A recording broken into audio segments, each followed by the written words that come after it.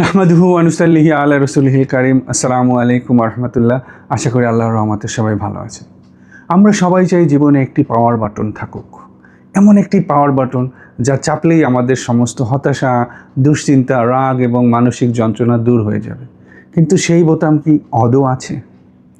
আছে, আর সেই power button লুকিয়ে আছে পৃথিবীর সবচেয়ে শক্তিশালী বই আল কোরআনের মাত্র 4টি ছোট্ট শব্দে। এই শব্দগুলো শুধু মোটিভেশনাল বক্তব্য নয়, এগুলো আমাদের জীবনের চারপাশের প্রাচীরকে ভেঙে ফেলার জন্য আল্লাহর পক্ষ থেকে দেওয়া 4টি সফল সমাধান সূত্র। ছোট হলেও এই শব্দগুলোর অর্থ এতটাই ব্যাপক যে তা আপনার আত্মবিশ্বাস, আপনার ব্যবসা, আপনার ইবাদত সব কিছু বদলে দিতে পারে। আজ আমি আপনাদের সাথে পবিত্র কোরআনের সেই 4টি লা ফর্মুলা শেয়ার করব, যা আপনার জীবনকে বিষণ্ণতা থেকে মুক্তি দেবে ইনশাআল্লাহ। প্রথম শব্দটি হলো লা তাহজান। এর অর্থ অতীত নিয়ে কখনো হতাশ হবেন না। দেখুন, আমাদের বেশিরভাগ হতাশার জন্ম হয় অতীতের অনুশোচনা থেকে। যদি সেদিন ওই ভুলটা না করতাম, যদি সময় মতো ওই কাজটা শুরু করতাম, যদি পরীক্ষা আরেকটু ভালো করতাম। অতীত হলো একটি বন্ধ দরজার মতো, আপনি শত চেষ্টা করলেও তা খুলতে পারবেন না। কিন্তু আমরা সেই বন্ধ দরজার সামনে দাঁড়িয়ে দিনের পর দিন চোখের পানি ফেলি, আমাদের বর্তমানের মূল্যবান শক্তি নষ্ট করি। আল্লাহ কোরআনে আমাদের সরাসরি নির্দেশ দিয়েছেন, লা তাহজান, হতাশ হয়ো না। কিন্তু কেন আমরা হতাশ হব না?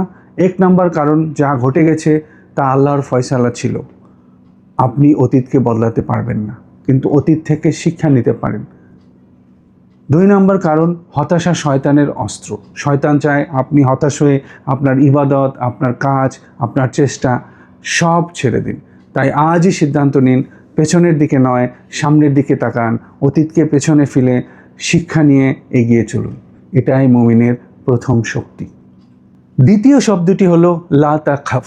এর অর্থ ভবিষ্যৎ নিয়ে কখনো দুশ্চিন্তা করবেন না, তা ন্যস্ত করে দিতে হবে সর্বশক্তিমান আল্লাহর কাছে। দুশ্চিন্তা হলো আমাদের বর্তমানের সবচেয়ে বড় ভাইরাস। আমরা ব্যবসা শুরু করিনি, কিন্তু ভাবছি যদি লস হয়। সন্তান জন্মায়নি, কিন্তু ভাবছি ওকে কিভাবে মানুষ করব। সুস্থ আছি, কিন্তু ভাবছি যদি অসুস্থ হয়ে যায়। ভবিষ্যৎ হলো একটি অজানা সমুদ্র, আপনি সেই সমুদ্রে কি আছে তা নিয়ন্ত্রণ করতে পারবেন না। আর দুশ্চিন্তা করে আপনি সেই অজানা বিষয়কে পাল্টাতেও পারবেন না।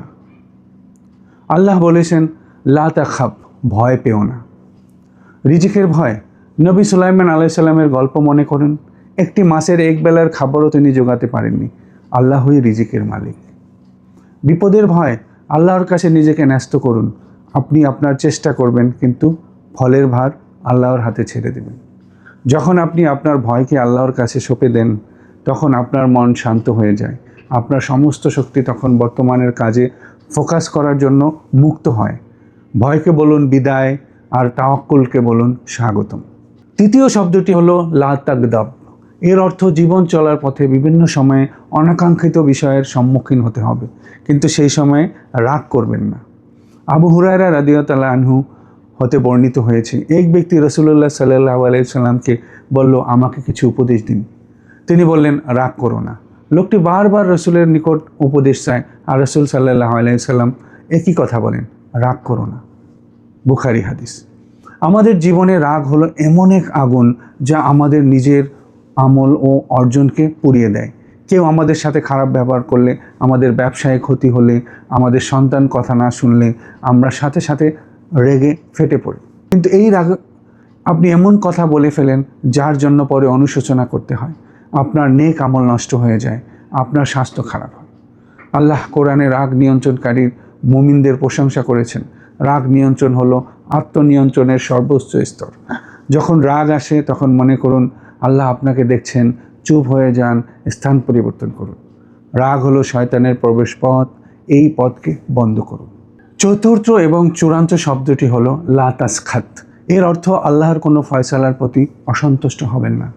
এটা হলো ঈমানের সবচেয়ে কঠিন পরীক্ষা। যখন আপনি সব কিছু হারান, যখন আপনার প্রত্যাশা পূরণ হয় না, যখন আপনার জীবনে বিপদ আসে, তখন আমরা প্রায়ই আল্লাহর ফয়সালা নিয়ে প্রশ্ন তুলি, কেন আমার সাথে এমন হলো? এই অসন্তুষ্টি আসলে আল্লাহর প্রজ্ঞা ও ক্ষমতার প্রতি প্রশ্ন তোলা। আল্লাহ আমাদের কাছে যা চান তা হলো সব পরিস্থিতিতে আলহামদুলিল্লাহ বলে কৃতজ্ঞতা স্বীকার করা। কারণ আপনি জানেন আল্লাহর প্রতিটি ফয়সালার পেছনে এক বিশাল কল্যাণ নিহিত আছে, যা আপনি হয়তো আজ দেখতে পাচ্ছেন না। আল্লাহর ফয়সালার প্রতি সন্তুষ্ট থাকা আপনার মনকে সর্বোচ্চ শান্তি এনে দেবে। প্রিয় মুসলমান ভাই ও বোনেরা, পবিত্র কোরআনের এই 4টি শব্দ লা তাহজান, লা তাখাফ, লা তাগদাব, লা তাশখাত আপনার জীবনের পাওয়ার বাটন। অতীতকে ছেড়ে দিন, ভবিষ্যৎকে আল্লাহর হাতে সোপর্দ করুন, রাগ নিয়ন্ত্রণ করুন আর আল্লাহ তাআলার প্রতিটি ফয়সালার সন্তুষ্ট থাকুন। এই 4টি অভ্যাস আপনার আত্মবিশ্বাস বাড়াবে, আপনার জীবন থেকে দুশ্চিন্তা দূর করবে এবং আপনাকে একজন সত্যিকার মুমিন হিসেবে গড়ে তুলবে। ভিডিওটি ভালো লাগলে লাইক দিন, শেয়ার করুন এবং অন্যদেরও কোরআনের এই শক্তি সম্পর্কে জানতে সাহায্য করুন।